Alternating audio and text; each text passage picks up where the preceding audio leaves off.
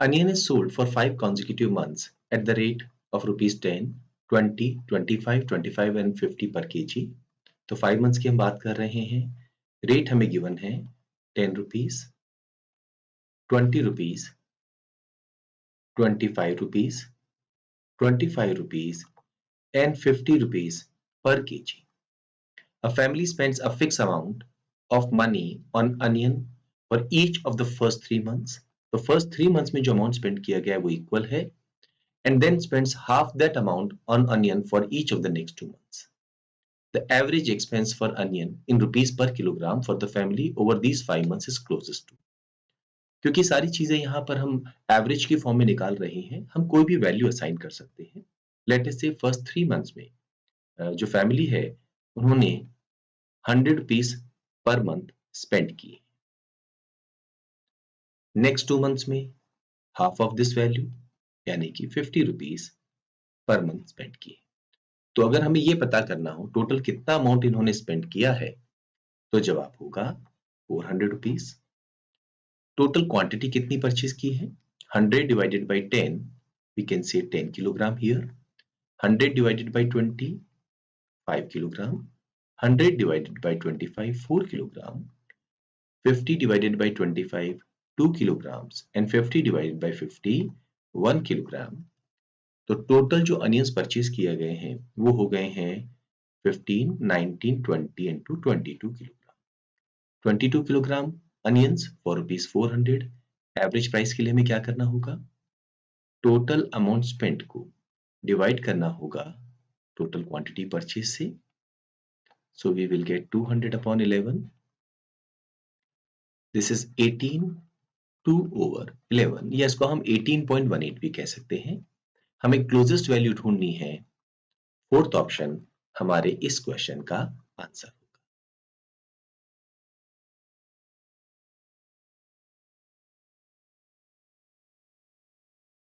The strength of an indigo solution in percentage is equal to the amount of indigo in grams per 100 cc of water. तो percentage में कैसे define करना है वो बताया गया है.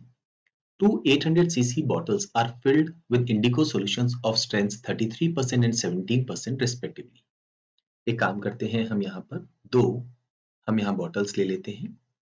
ये हमारी एक फर्स्ट बॉटल है और ये हमने सेकेंड बॉटल यहाँ पर ले ली है. दोनों में ही जो हमने सॉल्यूशन फिल किया है उसकी क्वांटिटी कितनी है? 800. सो 800 सीसी की ये भी बॉटल है और 800 सीसी की ये भी बॉटल है. हाँ, यहाँ पर जो हमने सॉल्यूशन फिल किया है उसकी स्ट्रेंथ है 33% और यहाँ पर जो हमने सॉल्यूशन फिल किया है उसकी स्ट्रेंथ है 17%. याद रखिए एक होमोजेनियस मिक्सचर है.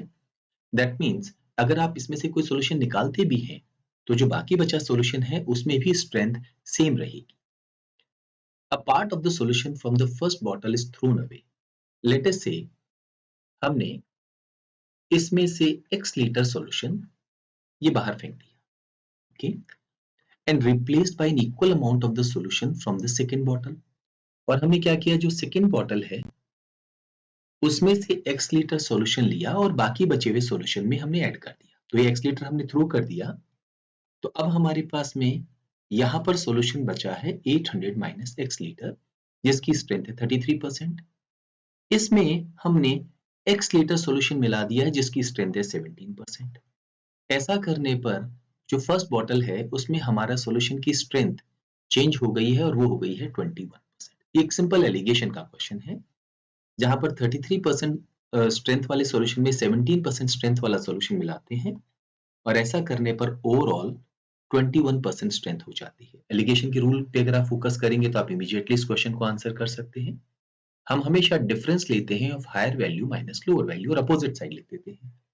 ये 21 है, ये 17 है, तो 21 माइनस 17 ये हो गया 4 एंड यहाँ पर 33 माइनस 21 ये हो गया है 12. ये रेशियो 1:3 आ गया है. ये रेशियो किसका है? इस क्वांटिटी का और इस quantity.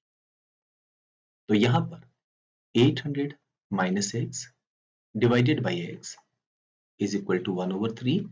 So 2400 minus 3x is equal to x और 4x इज इक्वल टू 2400 और x is equal to 600. Answer mark करने से पहले थोड़ा सा केयरफुल रहें। क्वेश्चन को ध्यान से देखिए क्या पूछा गया है। Then the volume in cc of the solution left in the second bottle.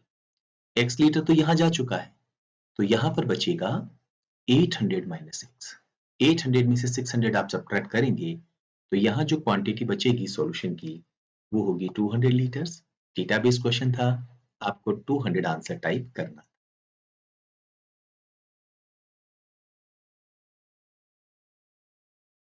From a container filled with milk, 9 liters of milk are drawn and replaced with water. Next, from the same container, 9 liters are drawn and again replaced with water. If the volumes of milk and water in the container are now in the ratio 16:9, then the capacity of the container in liters is. यहां पर हम बात कर रहे हैं homogeneous mixture की। That means हर एक drop में मिल्क और वाटर का रेशियो सेम रहेगा। तो जब भी आप एक कंटेनर से जिसमें मिल्क है या कोई मिक्सचर भरा हुआ है, होमोजीनियस मिक्सचर, उनमें से कोई सॉल्यूशन निकालते हैं, तो जो सॉल्यूशन बचता है या जो सॉल्यूशन बाहर जा रहा है उसमें उन कंटेंट्स का रेशियो चेंज नहीं होता। एक बहुत इंपॉर्टेंट कंसेप्ट है। या इसको आप दूसरे तरीके से भी कह सकते हैं कि मान लीजिए हमारे पास में ये एक कंटेनर है, लेट अस से इसकी कैपेसिटी 100 लीटर है, इसमें मिल्क है 60 लीटर्स और वाटर है 40 लीटर्स और हमने यहां से 10 लीटर सॉल्यूशन निकाल दिया। 10 लीटर आउट ऑफ 100 परसेंटेज में हम बोल सकते हैं 10%। तो अंदर हर चीज 10% कम हो जाएगी। मिल्क 10% कम हो जाएगा, 60 का 10% होता है 6, तो ये जो बाहर 10 लीटर सॉल्यूशन जा रहा है इसमें 6 लीटर तो मिल्क होगा एंड 40 का 10% होगा 4, ये वाटर होगा। आप देखेंगे मिल्क और वाटर का रेशियो 6:4 यानी 3:2 था। जो सॉल्यूशन बाहर जा रहा है उसमें भी 3:2 है और जो सॉल्यूशन बचेगा 54 एंड 36 वहां पर भी 3:2 ही रहेगा। इसको आप दूसरे तरीके से भी कह सकते हैं कि जब आप किसी सॉल्यूशन में से कुछ सॉल्यूशन बाहर रिमूव करते हैं तो हर एक चीज उसी फ्रैक्शन में कम हो जाएगी। परसेंटेज में अगर आप नहीं डील करना चाहें, फॉर एग्जांपल 10 आउट ऑफ 100, हम कहेंगे हर चीज 1/10 कम हो जाएगी। 60 का 1/10 होता है 6 और 40 का 1/10 होता है 4। फ्रैक्शन का इस्तेमाल हम कॉमनली करते हैं क्योंकि हर बार परसेंटेज कैलकुलेट करना आसान नहीं होता। यहां पर इस क्वेश्चन में गिवन है कि ये कंटेनर में सिर्फ मिल्क है, टोटल क्वांटिटी हमें नहीं मालूम है, लेट अस से x लीटर्स। हमने इस कंटेनर में से सबसे पहले 9 लीटर मिल्क बाहर निकाला और बदले में क्या डाला? वाटर। नॉर्मली इस तरह के क्वेश्चन को डील करने की सबसे अच्छी अप्रोच होती है कि जिस चीज को आप ऐड करते हैं उसे रेशियो में शामिल नहीं करें। तो लेट अस से शुरुआत में मिल्क एंड टोटल का रेशियो था 1:1 क्योंकि शुरुआत में मिल्क ही भरा हुआ था। नाउ यहां इस पूरे प्रोसेस में हुआ क्या? 9 लीटर सॉल्यूशन हमने निकाला है आउट ऑफ x लीटर्स, तो हर एक चीज इस फ्रैक्शन से कम हो जाएगी। तो अंदर मिल्क जो है वो इस फ्रैक्शन से कम हो जाएगा, तो मिल्क बचेगा कितना? 1 माइनस 9/x, या इसे हम कहेंगे x माइनस 9/x। तो यहां पर हम लिखेंगे x minus 9/x। What about total quantity? Definitely total quantity, पहले 9 लीटर सॉल्यूशन बाहर निकल रहा है तो वो रिड्यूस हो रहा है, बट वापस हमने इक्वल क्वांटिटी वाटर ऐड कर दिया तो टोटल क्वांटिटी रिमेन्स सेम। अगर हमें किसी को सेम रखना हो तो उसे 1 से मल्टीप्लाई करना होगा। This process is repeated one more time, so the same logic we will work with कि अगेन हमने सॉल्यूशन में से 9 लीटर निकाला, टोटल क्वांटिटी x है तो 9 आउट ऑफ x बाहर गया, हर चीज 9 आउट ऑफ x कम हो जाएगी, बचेगी कितनी? 1 माइनस 9 ऑफ x, तो मिल्क हो जाएगा इतना। Total quantity again will remain same क्योंकि 9 लीटर सॉल्यूशन जाएगा पर 9 लीटर वाटर अंदर जाएगा। ऐसा करने पर फाइनली मिल्क और टोटल का रेशियो, कुछ स्टूडेंट जल्दबाजी में मिल्क और वाटर का रेशियो लिख देंगे, मिल्क और टोटल का रेशियो होगा 16/25। तो x minus 9/x whole square is equal to 4/5 whole square. दोनों तरफ अगर आप स्क्वायर रूट लेंगे, x minus 9/x is equal to plus minus 4/5। Negative value आप इग्नोर कर सकते हैं, अदरवाइज उस केस में x की वैल्यू नेगेटिव आ जाएगी। 5x minus 45 is equal to 4x, therefore x is equal to 45। हमसे इस क्वेश्चन में capacity of the container in litres पूछा गया था, तो क्वेश्चन का हमारा आंसर होगा 45 लीटर्स।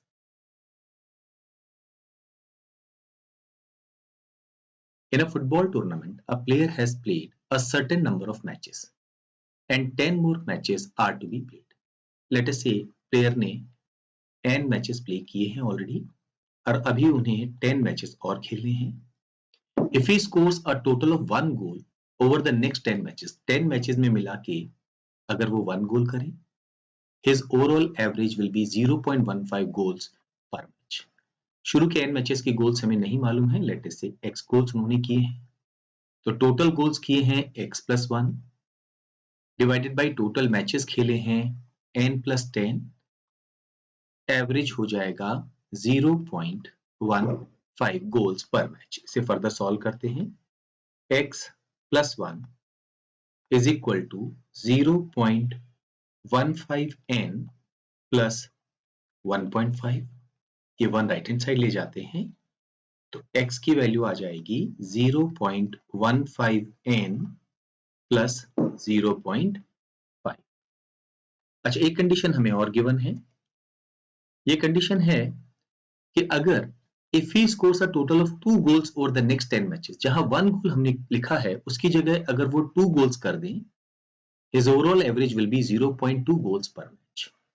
तो जहां हमने 1 लिखा है अगर हम वहां 2 कर दें तो जो एवरेज 0.15 था वो 0.2 हो जाएगा।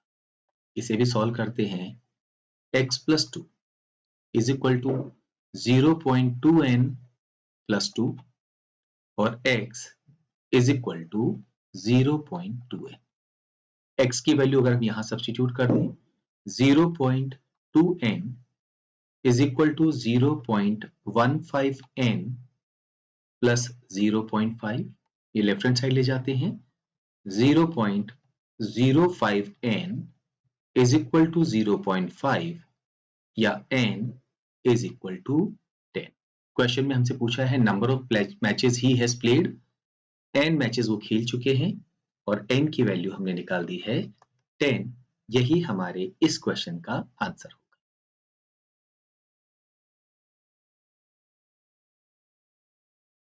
A certain weight of an alloy of silver and copper is mixed with 3 kg of pure silver.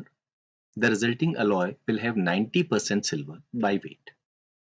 एक अलॉय है, हमें उसका वेट नहीं मालूम है, लेट अस से वो है x किलोग्राम, वो सिल्वर एंड कॉपर का अलॉय है, लेट अस से उसमें सिल्वर y% है। इसमें हम 3 kilogram of pure silver mix करते हैं। प्योर सिल्वर में 100% हम यहां कहेंगे सिल्वर है। ऐसा करने पर जो रिजल्टिंग अलॉय है उसमें 90% सिल्वर बाय वेट होगा, 90% सिल्वर होगा। ये एलिगेशन एंड मिक्सचर पर बेस्ड क्वेश्चन है। यहां पर हम डिफरेंस निकाल के और ऑपोजिट साइड लिख देते हैं। ये वैल्यू, इन दोनों का डिफरेंस हम यहां लिखेंगे और इन दोनों का डिफरेंस हम इस तरफ लिखेंगे। ध्यान रखिए, डिफरेंस हमेशा higher value minus lower value होता है। 100 माइनस 90 करने पर ये 10 हो गया। यहां पर हमें 90 माइनस y करना पड़ेगा, बिकॉज एवरेज जो है वो हमेशा बाउंड्रीज के विद इन रहता है, कभी भी वो लोअर से लोअर और हायर से हायर नहीं होता है।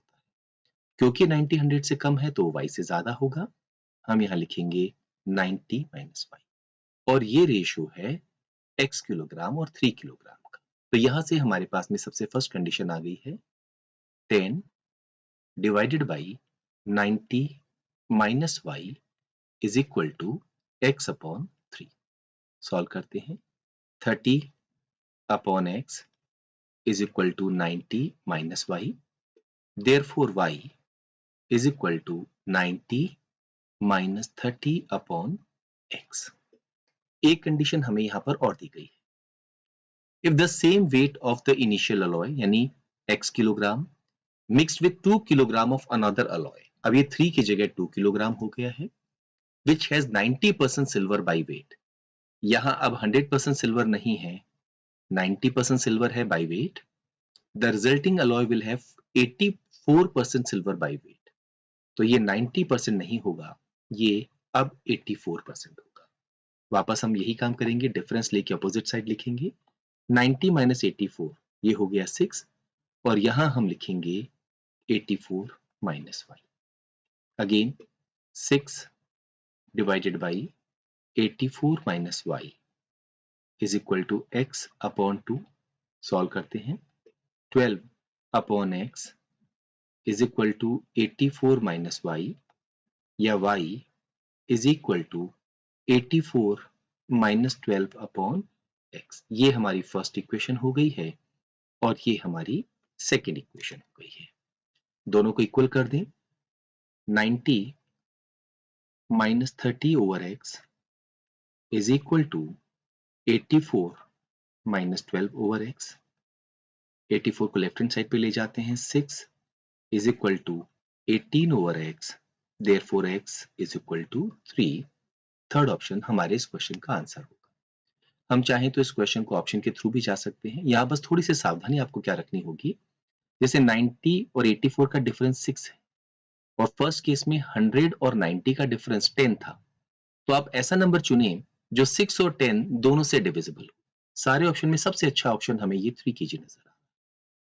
इसको क्रॉस चेक करते हैं। मान लीजिए ये हम 3 kg लिखते हैं, तो 90 माइनस 84 6 हो गया। क्योंकि ये 3 है तो ये वैल्यू इसका डबल हो गई, तो यहां पर ये वैल्यू 2 का डबल होनी चाहिए। 84 का 2 का डबल यानी ये 4 तब होगी जब ये वैल्यू y की वैल्यू 80 हो।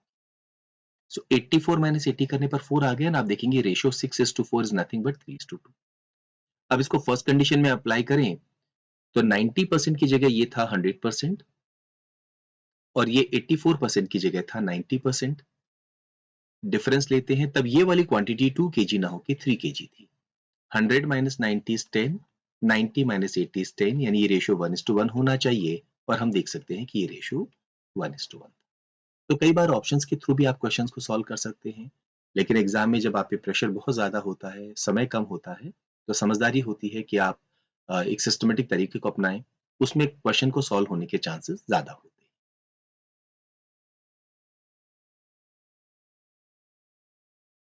The arithmetic mean of scores of 25 students in an examination is 50.